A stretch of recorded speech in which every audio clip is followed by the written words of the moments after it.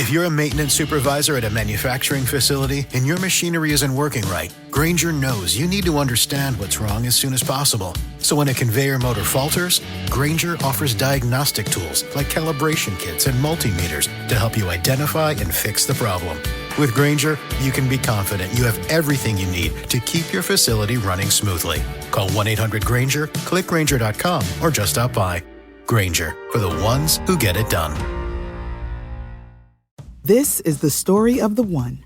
As head of maintenance at a concert hall, he knows the show must always go on. That's why he works behind the scenes, ensuring every light is working, the HVAC is humming, and his facility shines. With Grainger's supplies and solutions for every challenge he faces, plus 24/7 customer support, his venue never misses a beat. Call quickgrainger.com or just stop by. Grainger, for the ones who get it done. Welcome to For Mannerless Women. I'm your host, Adelle Onyango, and this is a space that is committed to nurturing a new generation of shame-free women who are ready to meet their best selves. In this episode, we're diving into the wonderful world of hormones. And helping us do that is Dr. Amanda Kenya, who is a holistic obstetrician and gynecologist who is particularly passionate about hormones.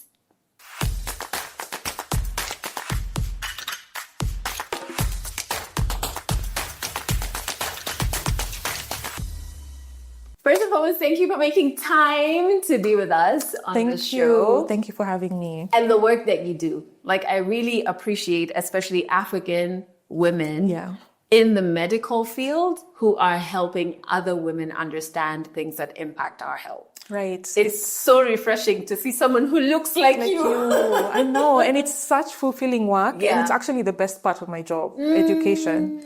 Yeah. And breaking down down complex things in a simple way that everyone can understand. So in this episode, we're focused on hormones, right? Tell me why we never, or like when we talk about our health, we always separate our hormones. Why shouldn't we do that? Like, how do hormones impact our health in general? Right. Yeah. It's so good that you asked that question the way you did, because I always say hormone health is equals to health. There's no health without hormone health.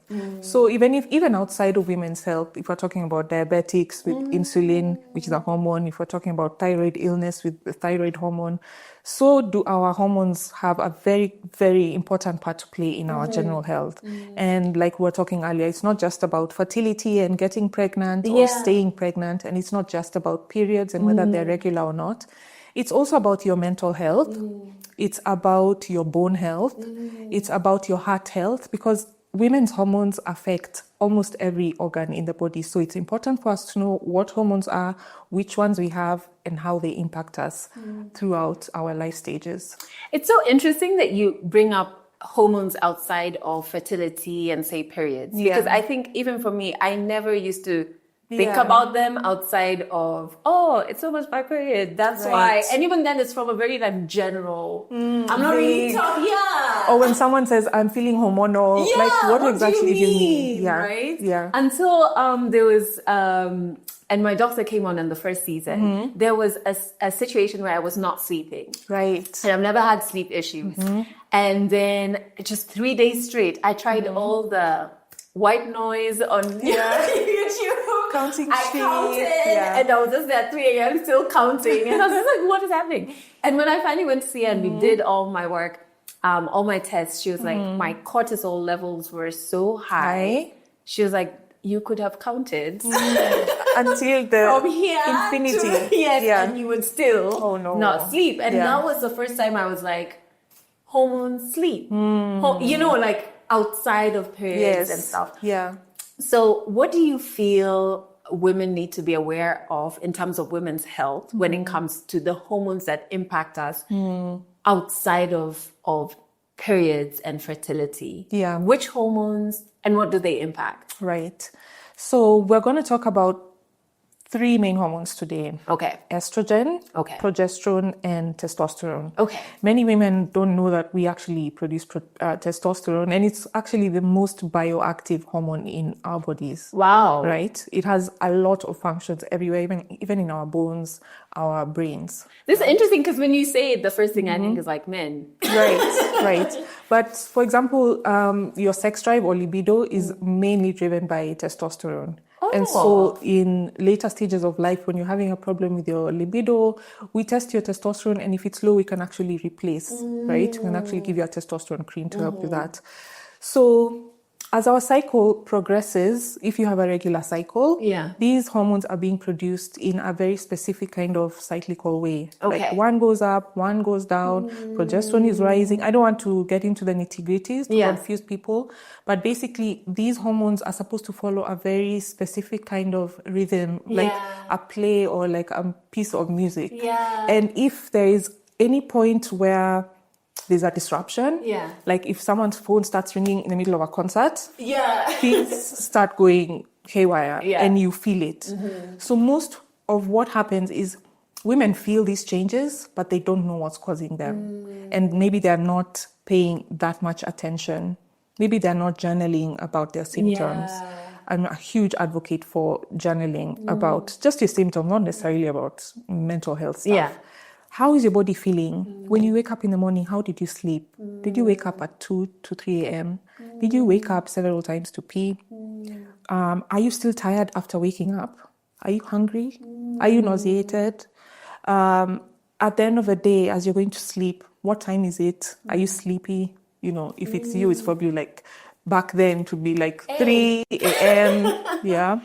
So all these things, it's important to know what makes you feel what. So estrogen generally makes you feel good, okay? It's usually highest around as we are going towards ovulation. And that's why when we're ovulating, we're feeling good. We're glowing and we have energy and we want to be out there, right? And then after that, after you ovulate, the little fluid-filled cyst that has just released an egg, it heals itself up, and now it becomes what we call a corpus luteum, and it starts producing progesterone. Okay.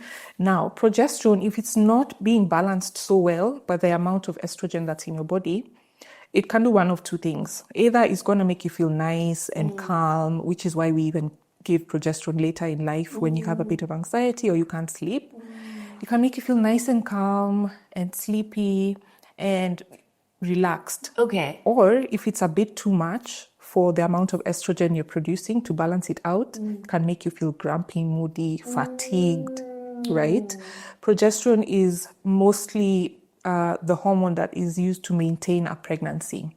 So it's being produced in large amounts during pregnancy. So when you think about a woman in her first trimester, that's progesterone that's doing that sleepiness, the nausea, the moodiness. It can really put you down. So that's why after ovulation, some women go into that little dip. Right? Because even when you were talking about the moodiness, I was just like, like that's I know that part. So until your period comes and you're like, oh, so that's why I've been feeling terrible, right? Yes, I can't tell you how many times you kind of like are not too sure. It's so crazy. Like I've been having my period for so long, but even sometimes when I'm in that zone, I'll be like, why am I just so, what's happening? And then after a while, my period comes, I'm like, you're like, that's why. See, and like, thank God, I was about to book an appointment with my therapist, but I'm okay, I'm fine. The world is good again. Yeah. So that's your hormones. And if everything is going okay, you might not notice anything untoward. But for some women, there are these symptoms we're describing can be severe. Like you had Dr. Gundi on talking about that. So I don't want to go too much into that. But basically, when they're out of balance, it's not just your period that's going to be affected. It's your mental health as well and how you feel. And later on in life, your heart health, your brain health, and your memory, your skin, your teeth, your lungs, your liver, your digestion, literally everything, your joints. That's why you say there is no health without hormone health. Yeah, exactly. Because when you're listing all of these things, I'm just like, I would never think my teeth and hormones would be in the same sentence. Exactly. Exactly. So it's so good to like be hearing this. Before we get to some of the phases that women will experience and just to understand what's happening hormonally there, I want to talk about the balancing, because when I'm hearing you talk about this, I'm getting so I'm in awe of our bodies. I'm just like, wow, there's, as you say, the orchestra is, it doesn't matter if I'm busy navigating traffic or whatever, like, there's an orchestra trying to like doing their best. So I'm just like, wow, my body is like incredible, right? Yeah. When does the balancing happen, and what affects the balancing that's outside of fertility and our periods? The balancing is happening every single minute. Wow, right? Your body is using everything you're giving it to make sure the orchestra is going smoothly. And what you feed it, whether it's through your eyes, your ears, right? Wow. Your mouth, the food you're taking in, the scents you're spraying, the kind of physical exercise you're doing, how much you're sleeping, how you're managing your stress. All these aspects of your lifestyle are influencing your hormone balance and your hormone regulation. I prefer the word regulation, I think. And if we don't pay attention to what we feed our bodies, our hormone regulation can go off and things start happening, but we're busy. We as women are busy taking care of other people, our children, our partners, work. We're carrying so many loads and you don't realize, suddenly I'm really gaining weight. And you don't know it's just your hormones, right? Or I can't sleep. I can't remember the last time I had 3 hours of sleep at a time. And that's your hormones. Or your relationships are becoming really strained with your friends or your partner, and you kind of feel like you're losing grasp, you're losing control. So many of my patients who had hormone dysregulation, either because of PCOS or perimenopause and menopause, once we get those hormones to be more regulated, they're like, do you know what? I realized that I don't want to be in this relationship anymore with my partner. Or I realized that I need to quit my job. That's the part of my life that just needs to be fixed. So there's like a clarity. Yes, clarity is a word. Clarity is a word. The other day, one of my lovely patients who's had such a huge transformation said, I suddenly have clarity. And it's like being in perimenopause or having my hormones so low and suppressed for so many years. Made me not realize that I was just going with the flow. I was like a little empty bottle in a river, just being blown wherever.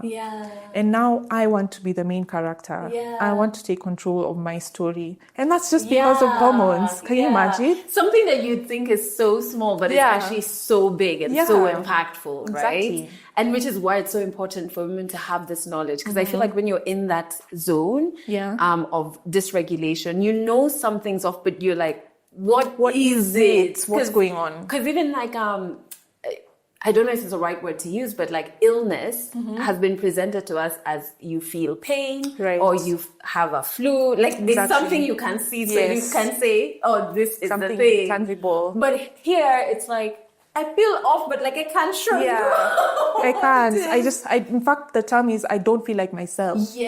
Women say that all the time in my office, and I know exactly what they're referring to. You've touched on perimenopause and menopause. And I feel like there's a lot of fear. Okay, let me not speak for a lot of women. Personally, I'm trying to get all the information. Because I'm like, This is the story of the one. As a maintenance supervisor at a manufacturing facility, he knows keeping the line up and running is a top priority. That's why he chooses Grainger. Because when a drive belt gets damaged, Grainger makes it easy to find the exact specs for the replacement product he needs. And next-day delivery helps ensure he'll have everything in place and running like clockwork. Call 1-800-GRAINGER, click Grainger.com, or just stop by. Grainger, for the ones who get it done. I'm scared, guys. You guys are, is it another storm we're venturing into? How do I arm myself, right? So what is happening to us hormonally when we talk about perimenopause into menopause? Yeah.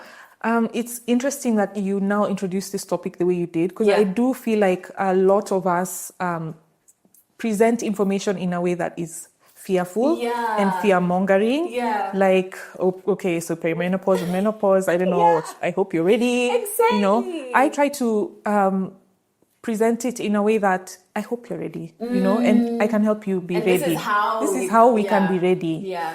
Okay, let me start with menopause and then work my way backward. Yeah. So menopause is defined as 12 months without a period. Okay. Which should be heaven. But It should, and it is in a way. You can make it heaven. Okay. Everything is up to you. Yeah. So that day when it's reached 12 months without a period, that's menopause. And the day after that, you're post-menopausal for the rest of your life, right? So now up to 15 to 20 years before that time, you're in perimenopause. So you can start experiencing perimenopause symptoms. Okay. Which are similar to menopause symptoms. The only difference is you're still having your period or you're not having your period. Right? So that means it can start in your 30s, right? 50 minus 20 is 30. Yeah. And you can be feeling great. If you're feeling good, there's no issue. Yes. Don't let anyone make you do anything too extra just because you're a bit older. But if you start, we want women to know that there are some things they can start feeling. And if they do feel them, there's help. There's no need to suffer in silence. Yes. So usually one of the first changes that you'll notice is your period, okay? Your period might start coming closer and closer, or further and further apart. Okay. It can become heavier, more painful, or lighter. It can become irregular, okay? So our periods are one of the first signs that something is changing. And that was the first sign for me as well. I love your word that something's changing, not something's wrong. I mean, it's a natural thing. Yes. Everything we're talking about is natural. Yeah. But how we deal with it is how it's going to affect us, Yeah. right? Then aside from your periods, there's your mental, let me say, effects on how your brain works. Okay. Memory. Word finding. Oh, there's this word I'm looking for. Like just during our conversation earlier, I was trying to tell you I'm looking for a word, and then eventually found it. It happens even outside of perimenopause, but you find it happening more and more commonly. It'll start affecting your performance at work. You start forgetting things around the house, blaming people, and then when you find it, you make it disappear because exactly. And your sleep, like we talked about earlier, your mood, your depression, anxiety, irritability, right? Your kids will start complaining that you're now becoming too strict, or you don't have any tolerance for them whatsoever, right? And in fact, these symptoms that I'm talking about are so many, like there are about 100, and we wouldn't even be able to get into all of them. But let's say, from your head to your toes, almost everything's going to be affected. How much hair you're producing. You start noticing hair thinning. Your ears might become itchy and dry on the inside. You might become more sensitive to certain sounds, like someone chewing or dishes clanging. Right? Like, why are you breathing? Why can't I hear you breathing? Right? It's actually called menopause rage or perimenopause rage. This is so nice to know, because I do have a friend who she said as she was approaching menopause, she could hear her partner blink. Right. She was just like, oh my God, I know we're all blinking, but like... Can you staple your eyelids? And I was like, blink? Oh my gosh, that's crazy. Even your sense of taste, right? And your sense of smell. Like your favorite perfume is just not doing it for you anymore. It's irritating you. Some foods you used to like, you don't like anymore. Your skin now is becoming really dry, or you're developing adult acne. Your heart, suddenly you have palpitations. Like you're hearing some skipped beats. Or your breathing is not so good anymore, you have random shortness of breath, or you're developing asthma in perimenopause. Your digestion, suddenly you're not tolerating certain foods, right? Like, these days when I eat a tomato, I get acidity, right? Just random things, wheat, lactose, your joints, joint pains in the fingers, the elbows, the knees, the ankles. Your bladder now can become irritated because your bladder needs estrogen as well. And you're peeing more often during the day. Sometimes at night you wake up twice or thrice to pee. Or you know that if you get pressed, you need to run to the loo immediately, or you leak. Or if you sneeze, you leak. Right? This is so interesting because I'm one, I don't know if there are different personas of patients you have, but I did realize there was a point where I started, and it just came and then it went. I would wake up in the night so many times to pee. And I don't know why. Probably Google. I was just like, is this diabetes? Right. That's like, went to my doctor. And Doctor. she's like, No, it's not. Relax. But I think it's important even as you're breaking this down. Yeah. Because then when you're confronted with anything that's like now changing, you're not panicking. Yeah. You're almost like, okay, I knew something like this would Yeah, be I know this could coming. come. Yeah. Exactly. I'm ready for this. Do you experience hot flashes in perimenopause? Yes, you can. Hot flashes, that's during the day, or even cold flashes. Oh, wow. And then at night you have the same. You have drenching night sweats. You have to wake up, change your sheets, or you have to sleep on a towel. You have to sleep with a fan. And then your partner, if you have a partner, is cold, so you have to like angulate. It can be quite challenging. Yeah. But yeah, hot flashes can happen as well.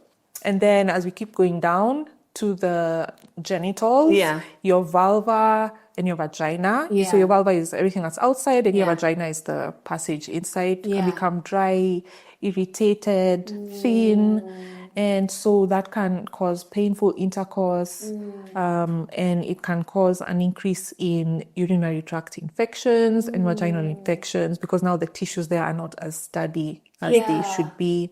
Your lips can become so thin and start being resorbed, and your small labia can disappear as you get older. So it's important for us to know that these things are preventable. Yeah. If caught early, and also reversible. If this is something you're experiencing, there's a way out. So you don't suffer alone.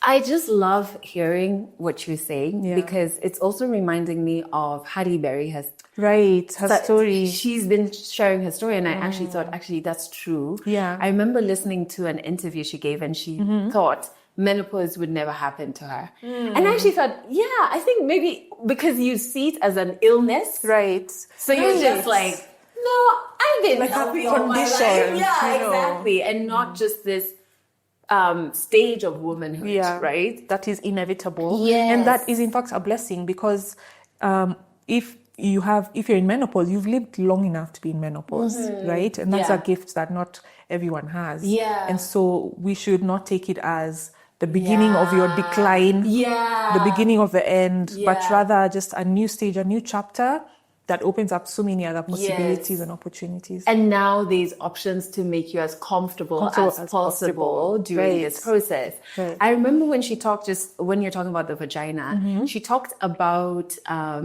wanting to enjoy sex. And she finally had this partner, which was like, yes, it's on. Let's do it. And then she has, they have sex, and she wakes up, she goes to the bathroom, and all of a sudden she can't move. She's in pain.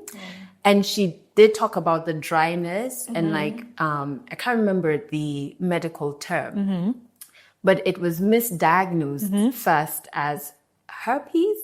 Oh, wow. So you can imagine the conversation. The new partner.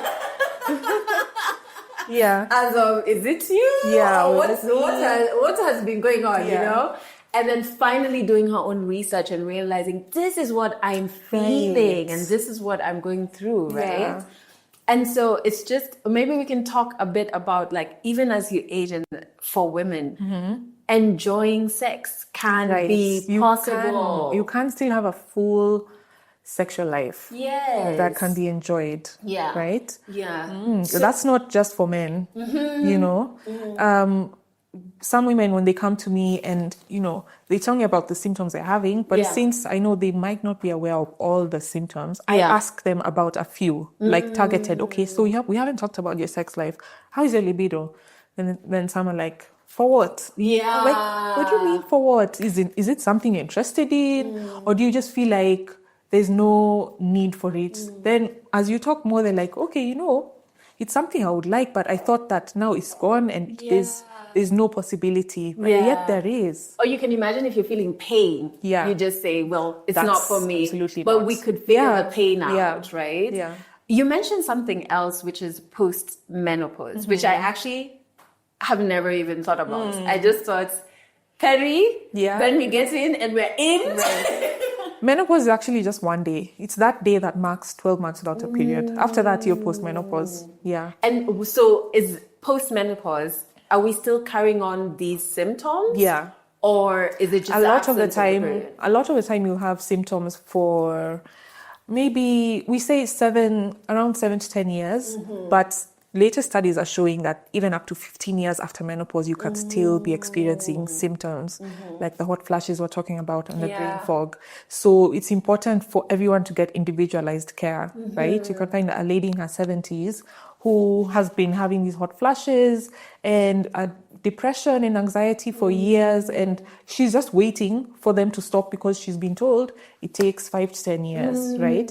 But wherever you are in your journey, seek help if you need it. Yeah, because there's something, it will be such a waste, like you're sitting for 10 years in agony and in pain or discomfort, and maybe you could have been helped. Yeah, right? And in the same way, someone who's much younger can still go into menopause. We call that premature menopause, which can happen before the age of 14. Yeah. Most of the time, we're not able to find out the specific reason, but there are certain things like surgery or that affected your ovaries, some infections in your childhood, like mumps that attacked the ovaries, chemotherapy, and certain things that affect your ovary function can make you go into menopause sooner, like in your 30s. That's called premature ovarian insufficiency. And so a woman in her 30s can be experiencing hot flashes, night sweats, depression, vaginal dryness, and it won't even cross her mind that this could be perimenopause or menopause. Because of her age. Yeah, because of her age and what society knows to be menopause a condition, right? So it's important for us, for all women and men, to know, just have awareness. Yeah. So that if you hear or see something, just let someone know, hey, I think, in fact, many of my patients who come, they say someone told them, I think that's perimenopause. Yeah, it's not them just randomly thinking, Anna, is this Which is so wonderful. Yeah, it is. Like, we're doing like group work and then we'll go find out. Yeah. Or you just mention something so casually to someone and they're like, I think you should see a gynae. Yeah. It's funny because I was at a forum recently and we were talking about menopause, and it was like ladies who were slightly older than me talking about the hot flashes and they're walking around with fans. And one of them talked about being with their mom and experiencing a hot flash and, you know, rushing for the fun. Like she was saying, I'm not really experienced it, but she said you can feel it coming. So you quickly raise that fan and, you know. And then her mom was like, so she was telling her mom, no, these are the effects. I'm like in perimenopause. Yeah. And her mom was like, what is that? How old are you? Then she said, yeah. That's also when I started having a fan. Right. And we were saying, we always had those aunts who were like fanning furiously at the family function, but we didn't know what that was. And even I guess for them, there was no conversation. Right? It was like a hushed thing. Yeah. It was seen as, you know, there was a lot of stigma around it. There still is, to be honest, but maybe much less so. And so they weren't talking about it. They weren't seeking help. It's just something I manage on my own. Yes. I know it's natural, and this is what we do. This is what we go through as women. Yeah. But times are changing. And I want to understand, in terms of the 3 hormones we talked about, when we start going to perimenopause, what's happening with them? Yeah. Okay. So remember when I said after 12 months of no period, that's menopause? That's when all the hormones are low, almost zero for some women, extremely low. Estrogen is down, progesterone is down, testosterone is down. Yeah. Now, during perimenopause, which is up to 20 years before menopause, these hormones are fluctuating. So they're not necessarily low all the time. When they're low is when you're having your symptoms, right? So one day, that's why we don't test hormones to diagnose perimenopause, because I can test your hormones now, all of them, estrogen, progesterone, testosterone, everything's wonderful and fine. 6 hours later, I can test them again and everything is zero. So that's why we use primarily your symptoms to make a diagnosis. So during perimenopause, your hormones are fluctuating in a very irregular and unpredictable manner. The orchestra is drunk, basically, or the conductor. And it's a mess. Yeah. So your period is all over the place. Yeah. Your mood, your mental acuity, Yeah. your heart, your digestion, everything is just not going according to plan or the way it's supposed to. And usually after that fluctuation, then things start going down slowly. And the first thing to go down is progesterone. Okay. It starts going down the soonest. And then that's what affects your mood. That irritability, a little bit of depression, the feeling low, unable to sleep, feeling agitated. Yeah. And then estrogen follows. And that's when we get the hot flashes and, a bit of central weight gain or difficulty losing weight. Someone will tell you, I haven't changed my diet. My physical activity is the same, but for some reason, I'm just putting on fat in the midsection. No matter what I do, no matter which diet I go on. I've tried intermittent, I've tried this, that, I'm working out like crazy. It's your hormones, right? And so in this stage of life, we cannot use the same strategies to maintain our physiques the way we want as we did when we were younger. Because the reason is different. Yes, the reason is different. It's not because you're overeating or you're not exercising. It's your hormones. And then testosterone is going down throughout steadily. Yeah. And that's why we have the symptoms when we do and the way we do. So what can we do? To ensure, I really want women to have full lives. Because already society, once we cross, I want to say even 30, right? Yeah. They start treating us as though our value is now gone. Yeah. Which is crazy, which means our value, we're only worthy for 20 years, if at all? Because the first 10, they're you know what I mean? They're wrap it up. Which is just so terrible. I'm I want all women to live a full life, and a comfortable life. Right. And that they can be whatever they want to be and not feel I can't do this because of this, right? So how do we manage this process as we go into perimenopause and menopause so that it's a bit smoother? Yeah. So I like to have a holistic, I like to do holistic measures when managing someone's symptoms, or even if they come without symptoms and they just want a checkup. Yeah. We are not just going to be prescribing things.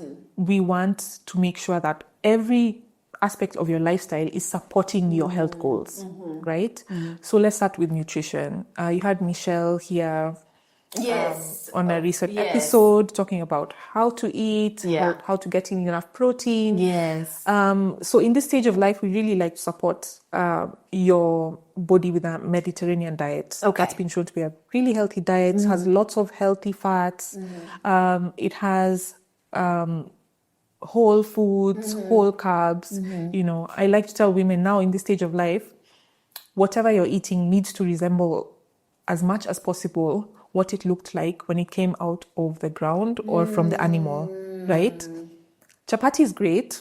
Actually, at a talk recently, I said, I asked the audience, does chapati look like anything that came from God? And then everyone was like, yes, it looks like manna. I was like, I feel you. And touche. That's trying to pause it. That's really trying to hang on. Yeah. There's nothing wrong with eating your favorite foods. Yeah. But now we're going to try and reel back. And instead of completely removing the things we love, we're going to start adding things we need. Oh, I like that. Right? Yeah. So have your chapati, have whatever, but add that fiber, add that protein that you need. Leave your sugars for last, Even the order in which you eat food on your plate makes a difference. Oh, wow. How high your glucose spikes after a meal, which relates to how high your insulin will spike, depends on the order in which you eat your food.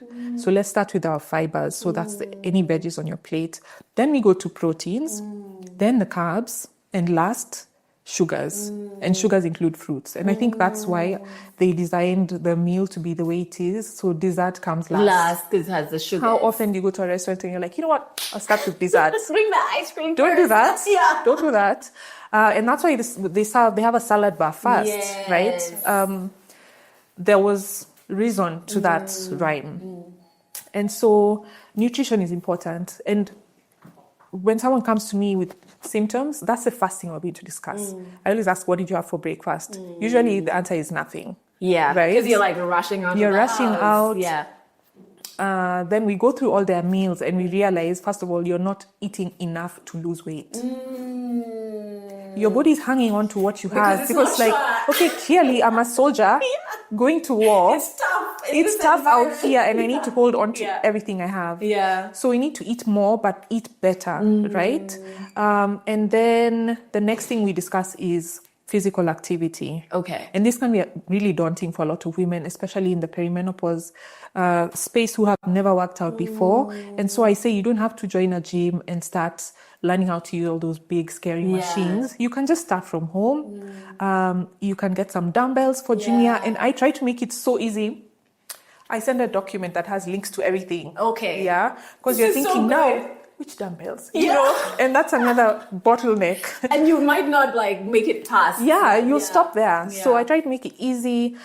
Which dumbbells, which YouTube videos you can follow, or if possible, I can send you, if you have the resources, I can send you to someone to guide you through that process. Even with the nutrition, I can send you to a nutritionist if you feel like you need that extra help, right? Then after nutrition and physical exercise, the next thing is, and while we're still on the exercise, now in the perimenopause and menopause space, our goal should not be just fat loss, but building muscle. Okay, this muscle is what is going to protect us and protect our bones as we get older. We need to be stronger. You need to be able to get off of a floor on your own without assistance. We need to be able to have a small trip and fall and not break, not have a fracture of your wrist or your hip, right? I'm sure you know of an older lady in your family who's fallen and had a fracture. And it's a crisis. Yes, it is. And in fact, if that happens, you have a markedly reduced 5-year survival rate because now you're bedbound for a long period of time. Your mobility, everything just starts going down. It leads to depression. So we want to protect our muscles and our bones, and that is done through resistance training. So even our physical exercise is now not going for all the runs and the walks in the world. Those are great, incorporate them, but put an emphasis on resistance training, which doesn't necessarily mean lifting heavy weights, but it's how you use the weights that you have. And I think Michelle talked a lot about that in her episode. I really hope many women watch it. Then after that, it's the mental health aspect. We need to manage our stress. If managing stress means removing people. Survival, man. I mean, this is put yourself first for once. Right? I always say like a good marker is like think about the most peaceful time in your day. For me, it's like my morning. And so I'm always like, would you be okay with that person being there during this most peaceful Would time? they make it better or ruin it? Would they take away from it? And there's some people I'm like, it would be great because they would do their own thing. I'll be doing my own thing. And there's some people I'm like, I just would not survive. Exactly. That's for me is my marker. I'm like, So even if it's a friend, your partner, whatever, obviously your children may not be able to be removed. If it's a job, a lot of women in perimenopause are quitting their jobs or, going into different careers, even going to study something new because they just want to change careers. Like, this is just too toxic for where I am in life now. If you need support with that, like getting a therapist, having a strong support system, it's really important because you can't also separate mental health. You can't be doing everything. Eating right, taking all your supplements, working out, but in here it's a complete mess. It does affect everything, right? Like you with your cortisol. So that needs to be managed as well, and we should be able to provide people with resources to help with that. And then the next thing is supplements, right? Targeted supplement use, I like to say, because sometimes women come to me with like a paper bag full. This is what I'm on. What should we add? What should we add? And then the branding is so attractive. Like, for women, like, you need this. Exactly. This helps with that. So someone is on everything, and yet they're not really knowing what is causing what. These supplements have side effects as well, right? And which one is causing a side effect? Are they doing anything? Are they from a reputable company? Because menopause, as much as the awareness that is being made recently about it is mostly positive because now women know. But there are also vultures taking advantage. Yes. Right? Yeah. So we try to give you a targeted supplement regimen for yourself if needed. Yeah. So we check your vitamin D levels. Vitamin D is a pro-hormone, so it's used to make lots of hormones in the body, and our hormones are going haywire during this period of time. So it's good to make sure our vitamin D is up there. Yeah. And not even the lab ranges that we use in this country. Ask your doctor for the ideal range that they want your vitamin D to be at, right? They should know. Yeah. Apart from vitamin D, magnesium is great. I think you mentioned it. It really worked for you. I was that woman who, I didn't have many. Yeah. I only had one supplement I was taking. It was, no doctor had told me to take it. Yeah. It was my sister was taking it, and she was like, I don't get hormones anymore. I think it's this supplement. I was like, ooh, okay. So I was on zinc. Oh, zinc, right. I didn't need zinc. Yeah. Most likely you didn't need zinc. Yeah, like you didn't have acne or anything like that. So my doctor was just like, why? Zinc? And there's that shade. You're like, so my sister said, she's just like, tell me more. Right. And we can't blame you. Yeah. You got information from someone. Yes. And I actually didn't know before that doctors needed to be involved when it comes to supplements. Right. I genuinely thought it was just like, we have the same. Right. There's and all supplements are good. So now you pick which one is it. Even magnesium, for example, Yeah. it makes you relaxed and sleepy. But for some people, it has what we call a paradoxical effect. It can give you anxiety, palpitations. Wow. So you see, if you're just taking this supplement at any dose, without guidance, you might start to wonder what's going on. And which one? Because I remember the time I had issues with my digestion as well. So even the magnesium I'm on was not what many women get on. Yeah. Right? You are probably taking an oxide or citrate. Citrates, right? Yeah. And so that can give you diarrhea. Yeah. So and now I had to really listen to my doctor. And until certain things were solved, she was like, now we can move from this one. So, you know what I mean? Yeah. But I don't think we actually understand that. Yeah. Because supplements don't have a prescription. Exactly. Because they're not regulated. Yes. Anyone can put anything in a supplement. And then at the bottom there's a disclaimer. This has not been, proven or basically, whatever. You're on your own. All the best though. Yes. Thanks for purchasing. Yeah, that's a bit unfair. Yeah. So always try and have some guidance. And now, information is so widely available online. Even to get reputable information is just look. Yeah. Look and make sure that the information maybe is coming from a university website or a hospital website. Just make sure it's not just a random blogger giving you this information so that you can protect yourself and your health, right? And not what works for. So I even never really post how much magnesium helped me because I was that person who heard, that worked for you. And then, so I'm like, no, I don't want someone to see this and be like, okay. I'm just like, please just go to But I think magnesium is pretty safe. Yeah. Talk about it. Let women know. Yeah. Let them know. And then they can look for more information elsewhere. Hey, my sleep was corrected. So wonderful. So glad. Yeah. Okay. So apart from vitamin D and magnesium, there's fish oil, which is really important. Omega-3, or you can just take cod liver oil. It has a perfect balance of vitamin D, vitamin A, and omega-3s, right?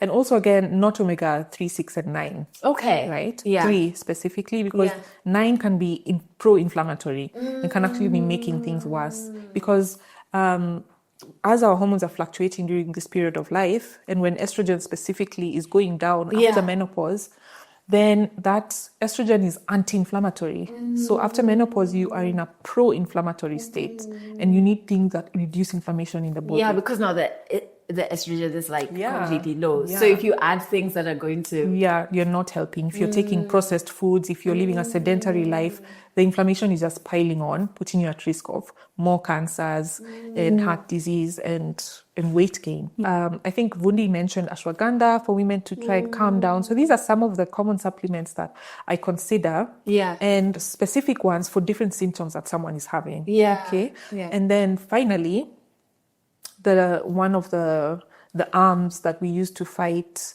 these symptoms in perimenopause is hormone therapy, right? We used to call it hormone replacement therapy. Now we're calling it menopause hormone therapy. Okay, and the difference is, if a woman in her 30s, for whatever reason, her ovaries are not functioning well, then she's not producing the right amount of hormones for someone her age. So we're going to give her HRT, hormone replacement therapy. We want her hormone profile to resemble that of someone her age. So we're giving her quite a high dose. That's hormone replacement. We're replacing everything that is missing. MHT is us simply giving you a small dose of hormones to relieve your symptoms. We're not making you, we're trying to make you look fatty, right? That's not necessary. We just want to give you a little bit to help with your symptoms. And if we're really thinking about dosage, the dose of menopause hormone therapy is about a third of the dose of hormones in the birth control pill. Okay, so women come fearful, saying, I was gonna say, these hormones, but you are comfortable taking the birth control pill. So now that you know that the dose is much lower, and secondly, we're now not using synthetic hormones like the ones in the birth control pill. We're using bioidentical or body identical hormones, which are an exact copy of the hormones that your body is producing. You know, the risk is much lower. Yeah, because I was going to say, I think back in the day, there was just like, when we only knew it as hormone replacement therapy, it was like, oh, cancer. Oh. So I mean, as much as I was scared, I didn't really understand it because I was so young. But I was just like, oh, no. I don't want, if any doctor, I don't want hormones. I'm like, But your body's producing hormones. Right? But it was just like, we didn't understand. Imagine telling a diabetic, insulin hormone is so dangerous for you. Stay away from it, or someone with a thyroid illness. It's just hormones. How they are used, when they are used, and the types of hormones is what impacts the safety profile. And so when we're saying MHT, right, it's patient specific. Isn't it, right? It is. So again, those 3 hormones that we spoke about are the same ones that we're going to be considering to replace or to give you: estrogen, progesterone, and testosterone. So let's start with estrogen. Your estrogen going down is what's responsible for most of the symptoms you're experiencing in perimenopause. So we're going to give you estrogen. It can be given in form of a pill, which we tend not to prefer. I'll tell you why. It can also be given through the skin. So that's called transdermal. It's going through your dermis. That's either through a cream or a gel or a patch. And then why we don't give it through a pill as much as we can is because once the hormone passes, it gets digested just like anything else you eat. And then anything that gets digested has to pass through the liver for it to be processed. Now, when estrogen is being processed in the liver produces certain proteins, tiny proteins that increase your blood clotting. So taking an oral estrogen pill can increase your risk of getting a blood clot. And this clot can be in your lungs or in your leg or your arm. That's called deep vein thrombosis. And we want to avoid that. So why don't we just use the safer ones, like the creams, the patches, or the gels? In other countries, they're so lucky to have other formulations like sprays, which you can spray under your tongue, and rings, which can stay in your vaginal canal for up to 3 months at a time. But for us, for now, we have the creams and the gels and the patches, which work really well. Now, if I give you estrogen on its own, and you have a uterus, the lining of your uterus is going to become thick and thick and thick, and it's going to be unregulated, just thickening up. And you're going to start bleeding irregularly. And this thickening will increase your risk of getting cancer of the lining of your uterus. So if you have a uterus, we have to give you the yang of estrogen. Estrogen, Estrogen is the yin. Yeah. The yang is progesterone. So we give you progesterone to make sure that the lining of your uterus remains thin and that we eliminate the risk of that cancer. And so this progesterone can either be given as an insert in the vagina or a cream, which we tend not to prescribe because it doesn't absorb so well. Most commonly, we give it in form of a pill at night because it makes you relaxed. It makes you sedated and feel, for some women, they feel a bit high. Don't get too excited. Don't get too excited. I was like, you're talking to me. I was like, tell me more. Yeah, so we give it at night. Yeah. Progesterone makes you feel good, right? Now, if you don't have a uterus, yes, we can also give you progesterone for those other benefits, but we're really not trying to protect the lining of anything in the uterus. So mostly we're going to focus on giving you estrogen on its own. And that's going to make you feel better with your symptoms. And then if you have low libido and we test your testosterone and it's low, then we can consider prescribing your testosterone cream as well, which is applied daily to help with your sex drive. And it also happens to help with brain fog and energy levels and just makes you feel like a go-getter, better performance at the gym and everything. But of course, everything needs to be regulated to make sure that it continues to be safe. And so how long do you have this MHT? Like, is it a one-time thing? Do you have That's to keep... a great question. Yeah. So first of all, when do we start? Yeah. Right? You can start at any time. Yeah. But the best time to start is within 10 years of menopause. Remember, menopause, 12 months without a period. Yes. So once you go 12 months without a period, if you are planning to start hormone therapy, try and do it within 10 years of that time. That is when it's the safest. So if starting later is still possible, but you get the most benefits on your heart and your brain when you start earlier. And you can also start in perimenopause. Many women do. Okay, so you can start in perimenopause and menopause, preferably within that 10 years. But you can still start after. Everything will just have to be individualized. Yeah. And then how long? Yeah. So before, when we used to prescribe synthetic hormones, so a synthetic hormone is a hormone that's like a copy of a key, right? Your key that you naturally have opens your door very easily. But you can make a copy. Yeah. It'll still open the door. Maybe it'll jam or it'll be a bit finicky. Yeah. So that's the synthetic hormones. So they still do the job that, that's why we used to prescribe them, but they have a bit more severe side effects and also the safety profile in terms of breast cancer was a little bit higher. Okay. So now that we're using body identical hormones, so back then, we used to say 5 to 10 years on the hormone therapy because we want you to stop these hormones as soon as you can because we're not so sure about the safety. Yes. Now, women are on hormones for as long as the benefits outweigh the risks, okay? And for most women, that is for life. The hormones are not just helping with your symptoms, they're also protecting your heart from heart disease, they're protecting you from diabetes, they are reducing your risk of depression and anxiety, they're protecting your bones from becoming weak and fracturing, they're protecting you from dementia and Alzheimer's, and they're making you live longer, studies have shown. So a woman will be like, so why am I stopping this? like, Why? Tell me why. Just give me one reason why, right? So unless there's something that comes up health-wise, there's really no reason to stop. This is such good information to know because I feel like what happened is, you know how like bad news travels louder and faster? Yes. We remained that side. We got stuck there in 2002 when the results of that huge study came out, and we ignored the later studies that were dispelling it, right? Yeah, I didn't even know this because I do remember because my late mom passed away from breast cancer. Oh, I'm sorry. So if I hear risk of, I just say, hey. That is not for me. Absolutely not. So it's good to understand even why, hey, guys, this is safer. Yeah. Because like when you break it down, it makes me understand, we've moved this is so far from back then. So having a family member who had breast cancer does not exclude you from being able to have hormone therapy. Yeah. I thought it did. Doesn't. And I made that decision myself. Yeah. Just like, hey, I had. So no thank you, right? Yeah. Which is fair. Yeah. I mean, it's a fair fear. Yeah. But once you have the information, now you can make a decision. Yes.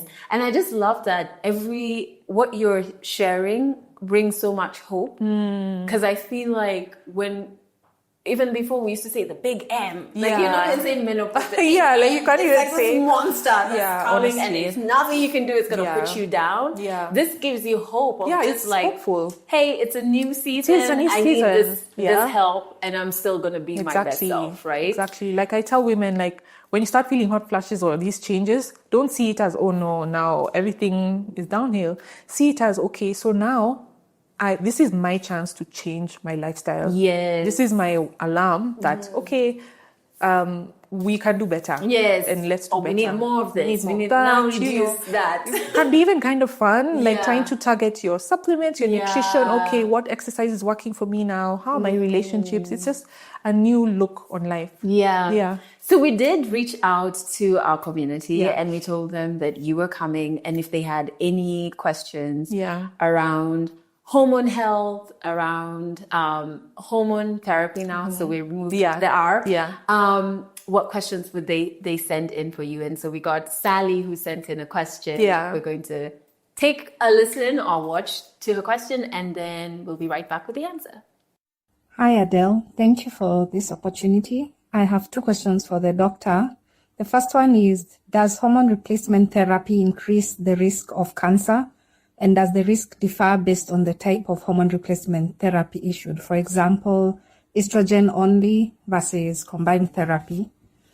Then my second question is, can hormone replacement therapy, especially topical or vaginal estrogen, help improve the symptoms in patients with lichen sclerosus? Thank you. So thanks, Sally, for your very, very serious 2 questions. Very, very brilliant questions. Yeah. And question, especially first one that I answer often.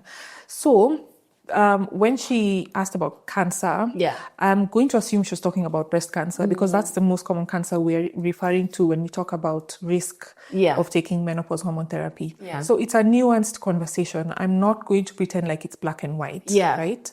Now, if you don't have a uterus and we're giving you estrogen on its own, you do not have an increased risk of breast cancer.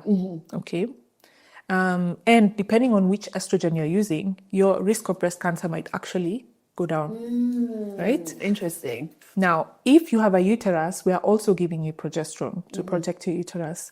Now, combining the progesterone and the estrogen does increase the risk of breast cancer by a very, very, very small percentage, right? But again, it depends on when we start giving you that hormone, how long we're giving it to you for, which progesterone specifically, and the formulation as well. So if we are using the current guidelines, recommend that we use the body identical progesterone, which is called micronized progesterone, as opposed to the synthetic lookalikes that we used to use before. So even later studies done as early as last year are showing that using this type of progesterone has almost no risk of increasing your risk of, has almost no risk of breast cancer. And so now we know that it's much, much safer than we thought. The risk of breast cancer is higher when you are living a sedentary lifestyle compared to taking menopause hormone therapy.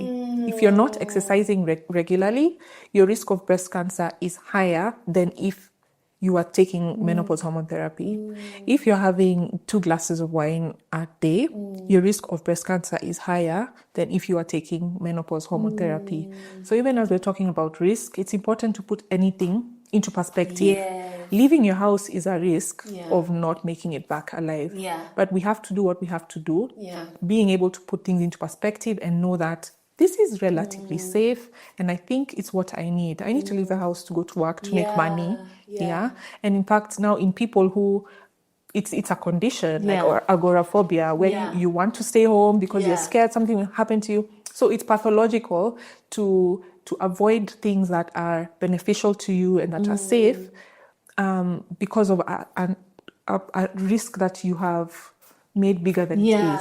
Yeah. And even the other, like, putting into perspective in terms of our lifestyle choices, things that are in our control. Yeah. Like, I can choose to move my Choose body. to move more. I can choose to reduce or not take any alcohol altogether. So looking at risk from that perspective then makes you say, okay, maybe I can still go this route of MHT and also reduce the things that are within my control in terms of my lifestyle choices. Call the modifiable risk factors. Yeah. Some women are born with an increased risk of breast cancer because of the genes they have. Yeah. They can't do anything about that, but they can work on what they eat and how much they move and their stress management, you know. Yeah. So there are things we can do. Let's focus on the things that can change, or we can change, rather than on risks that are really small and the fear-based thought process. Yeah. Okay. And she also had a second question about whether estrogen is used to treat lichen sclerosus. So lichen sclerosus, for the audience watching, is a chronic inflammatory condition of the vulva. So your lips down there, they become really dry and itchy and irritated throughout, very uncomfortable, and it's usually a very progressive condition, and there's a lot of scarring from the tissues that get inflamed, and then there's the itching. It's really uncomfortable down there. It's like having a yeast infection on steroids, like times 100, constantly. Yeah. And so she's asking about if estrogen cream down there can help. And that's a good segue into using estrogen cream. We'll get into that. But basically, the mainstay of treatment of lichen sclerosus is steroids. Okay. And that's usually going to be prescribed by a dermatologist. A high dose steroid cream is going to be used to treat you. However, adding an estrogen cream down there can be beneficial, just to help with the comfort. So while they're treating you with the steroid, the estrogen cream is helping you to feel better, to be a bit soothed, and for less inflammation to be in that area. So definitely I would include it in a treatment plan for lichen. Yeah. That was such a good question. And what did you want to add on about the estrogen? The cream. So most of my patients from the age of 35 to 40, if you walk into my office, from 35 and above, if you walk into my office for whatever reason, you're probably walking out with an estrogen cream prescription, right? Even if you didn't come for anything to do with that. So like I said, in perimenopause and menopause, estrogen is all over the place, and a lot of the time it's declining. Now, our genitals are very, very sensitive to estrogen. So the vulva becomes thin and itching, like I told you earlier, and you start getting UTIs, and your intercourse becomes painful. You're not self-lubricating as well as you used to. And so we give you a very, very small dose of estrogen to use vaginally. I even sent a video of how to use it. I love it. Yeah. And you only have to use it twice a week forever. Because the decline in your tissues down there is inevitable. And when it starts, it's progressive, right? So we want to catch it early, keep you juicy and comfortable down there, and just prevent all these recurrent UTIs and vaginal infections that are coming, and also support your bladder. Yeah. Do you know what I love about this? Like, I'm listening to you talk, and I'm saying so many women will watch this and acknowledge that nothing is wrong with them. I think that even if we look at, because we're talking about the estrogen cream, right? If you're not arriving in sex the same way you did back in the day. Or you're not even aroused.